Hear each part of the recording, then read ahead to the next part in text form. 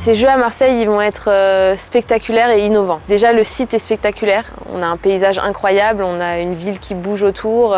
On s'attend à un vrai effet waouh sur les compétitions.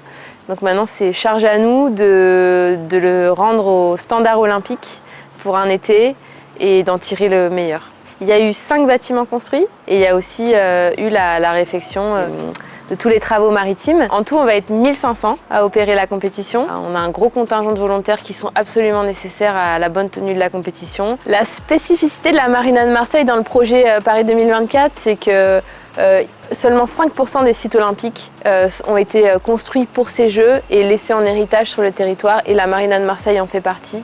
Ça montre à quel point il était important pour Paris 2024 aussi de s'investir sur le territoire marseillais et d'en faire les Jeux de la France entière. Marseille a une place particulière dans ce projet olympique parce que les athlètes sont au cœur d'une grande métropole pour la voile. Ils vont pouvoir profiter de cette ville incroyable en même temps que de livrer la compétition. Les travaux sont dans les temps, on est prêt à 99%, il reste quelques petits ajustements qu'on voit derrière moi, mais en tout cas, tous les bâtiments aujourd'hui ont été réceptionnés favorablement, donc il n'y a plus qu'à.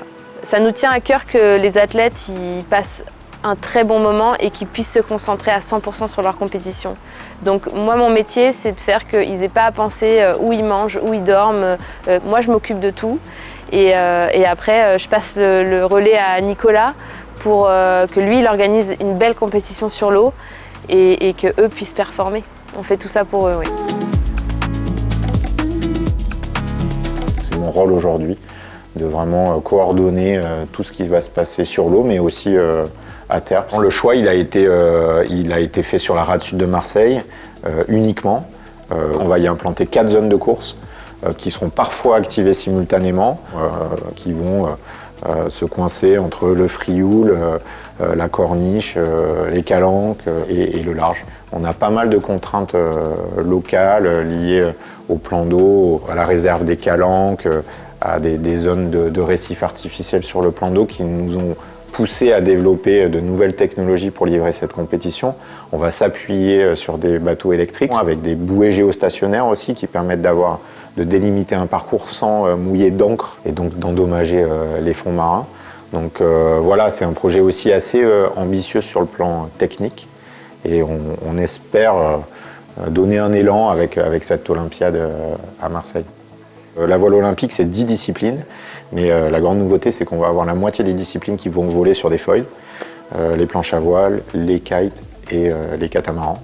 Donc ça, c'est assez unique. 330 athlètes en tout, mixité parfaite, et on est assez fiers de ça dans notre sport. Les nations, aujourd'hui, c'est une estimation, mais on attend entre 60 et 65 nations, parce qu'on a des nouvelles disciplines, donc on a pas mal de nations émergentes qui ont leur chance de se qualifier, et ça c'est assez formidable aussi. C'est aussi pour ça que sur ces disciplines, c'est nous, le comité d'organisation, qui fournissons le matériel pour essayer de réduire un peu la course à l'armement. Et puis 12 jours de compétition, c'est un championnat très long.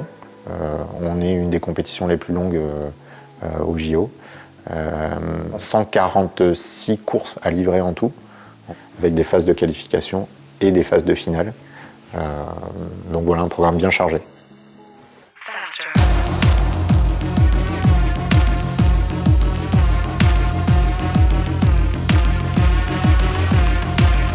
Là, on a lancé une billetterie, on est complètement sold out et on a été sold out très tôt dans le projet parce que on va essayer d'innover en amenant, et ce sera la première fois que ce sera fait aussi pour les Jeux, les spectateurs au plus près des régates sur le plan d'eau.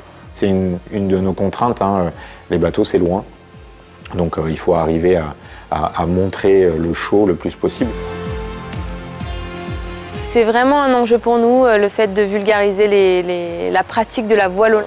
Peu de personnes sont expertes dans le domaine et donc notre enjeu, c'est que ces gens qui ont acheté un ticket pour venir sur le site olympique, c'est peut-être la première fois qu'ils achètent un ticket pour voir une compétition de voile et on veut qu'ils repartent avec cet héritage-là. Ils accèdent à tout le parc balnéaire qui se trouve juste en face de nous et on va leur organiser des points de vue sur cette butte qui est derrière nous pour qu'ils puissent jeter un œil et se projeter dans les opérations sportives.